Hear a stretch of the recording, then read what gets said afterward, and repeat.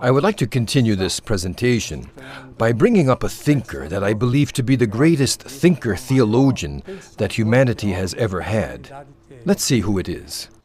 Saint Augustine. So, Saint Augustine was Platonic. Let's refer to this chart. Let's see. Inner life has a direct communication with God.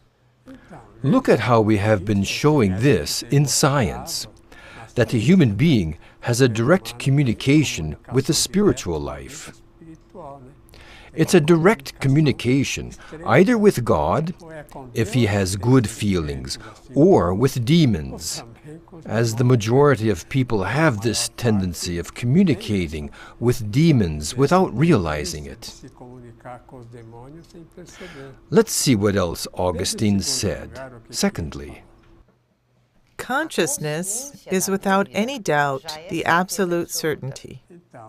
It's good to clarify this, because afterwards, some centuries later, Descartes developed this idea in a wrong way. Because Augustine said that if the individual doubts something, it's because inside he has certainty of that thing. Therefore, in the question of belief, the individual has belief in God, belief in goodness.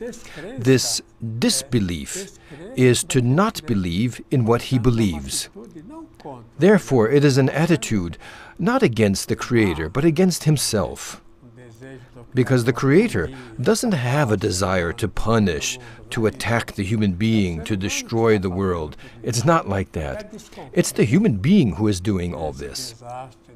To the point where there are those who are suspicious that this disaster in Haiti was provoked by a machine invented by Tesla, an oscillometer that oscillates.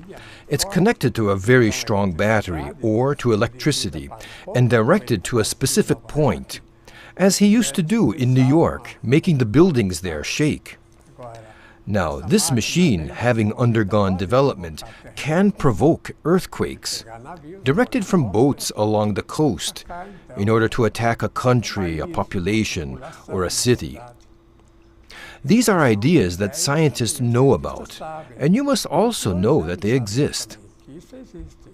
Now, of course, we cannot say this with all certainty, because they never confirmed this for anyone. But there are already many subjects about it circulating on the internet. You can see. So let's see thirdly what I've written. The soul has everything good given to us by God. So then, everything good that exists, the human being has in his interior. Let's see fourthly. Consciousness of imperfection and misery is natural from the elevated beings. Augustine has a partial grandiosity because of Platonism. Now consider well, based in all this data, I've developed a thesis that if it were to be approved and followed, then I believe that suddenly half of humanity's problems would be resolved quickly. Look, Marxism in the past entered into much of the world because the human being wanted justice. As it is said, without justice, there's no peace. So then, how can we obtain justice? I've made a chart that shows how we can arrive there in order that humanity can enjoy an abundant state of peace. Let's see what I've written. Keppian social ideals. All people have to have their basic food for free. And not sell basic food. Of course, if the individual wants to consume caviar, champagne, things like this, then he would have to buy it. But basic food needed to eliminate hunger would have to be universal and free.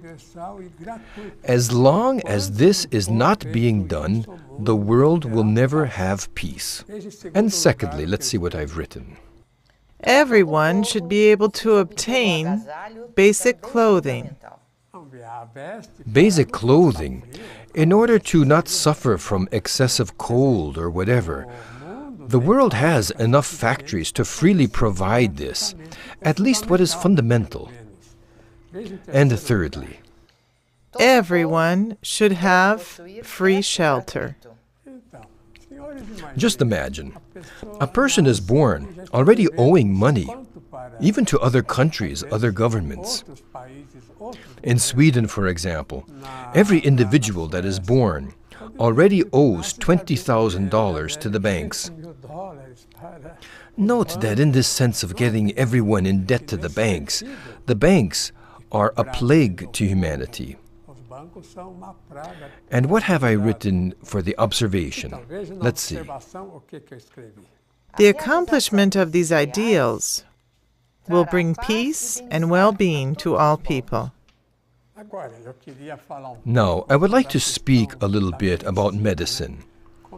As I've worked 30 years at the Hospital das Clínicas, attending clients there from all the clinics, from all the different sections, from all the sectors, medical clinic, dermatology, surgery, obstetrics, even psychiatry. And so I've put in an enormous amount of study in relation to the origin of medicine. Let's see then in this chart what was medicine's big mistake. The origin of modern medicine, initially modern medicine, originated from alchemy. That's why everybody wants to solve organic problems, that is, physical problems, with medication. Of course, for example, a painkiller can quickly alleviate a pain temporarily, or one can have a serious ulcer problem, and sometimes in certain cases, a closing of the wound can happen with medication. This can happen. But without treating the psychological life, the person doesn't get to the cure. Sickness isn't initially in the body. It is in the person's soul. To the degree medicine doesn't have knowledge of the soul, of psychological life, it cannot cure almost anyone. So much so that in surgery, where I had worked for so many years in the clinical surgery of Professor Edmundo Vasconcelos, on the 8th floor of the Hospital das Clínicas, the largest hospital of Latin America, it was the general opinion of the surgeons there that medicine doesn't cure anyone. Referring back to the chart, the next one. Later, it was dominated by the pharmaceutical industry. The voracity of people who have money, this greed for having everything for themselves, is something sick. And it also causes sickness for the person who is voracious, greedy. And so they dominate the pharmaceutical industry. They incentivate humanity to take medication as if this was our salvation. And medication is a drug. That's why it's referred to as such. It can solve one problem, but it worsens the person in 1, 2, 3, or 4 elements, creates 4 other problems. And thirdly now, let's see. For this reason, it is inverted, seeing the sicknesses as coming from the outside. Nowadays, medicine wants to treat the sickness and not the sick person, which is totally impossible. We have here with us Dr. Giraldo, who has studied and worked in New York for many years. And he brought precious elements to us about the origin of Pasteur's undertakings, showing that Pasteur was bought by Rockefeller and by certain other millionaires in the United States, like Carnegie, and transformed medicine into a dangerous mess for humanity. So let's see another chart that I've written about modern medicine. Let's take a look. Origin of modern medicine of the 18th century. The lesion process in the internal organs are of a mechanistic mentality. The idea is that generally there is an internal lesion, and then the person gets sick. This is the most current thinking in medicine. And referring back to the chart, the next one. Right after the idea that the germ was created, ethiopathogenic. Ethiopathogeny is the idea of the existence of bacillus that a person receives from the outside, and that these bacillus make the person ill.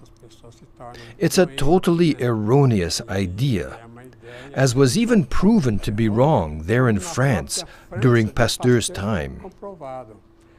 And thirdly, Later, Pasteur brought up the germ theory stemming from the wine fermentation process.